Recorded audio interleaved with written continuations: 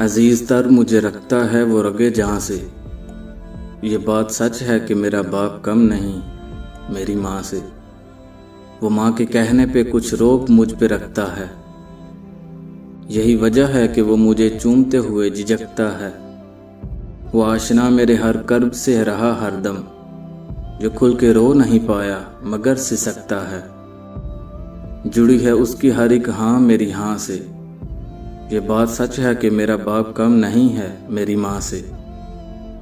ہر ایک درد وہ چپ چاپ خود پہ سہتا ہے، تمام عمر سوائے میرے وہ اپنوں سے کٹ کے رہتا ہے۔ وہ لوٹتا ہے کہیں رات کو دیر گئے دن بھر، وجود اس کا پسینے میں ڈھل کے بہتا ہے۔ گلے رہتے ہیں پھر بھی مجھے ایسے چاک گریباں سے۔ یہ بات سچ ہے کہ میرا باپ کم نہیں ہے میری ماں سے۔ پرانا سوٹ پہنتا ہے کم وہ کھاتا ہے، مگر کھلونے میرے سب وہ خرید کے لاتا ہے۔ وہ مجھے سوئے ہوئے دیکھتا رہتا ہے جی بھر کے، نہ جانے کیا کیا سوچ کر وہ مسکراتا رہتا ہے۔ میرے بغیر تھے سب خواب اس کے ویراں سے۔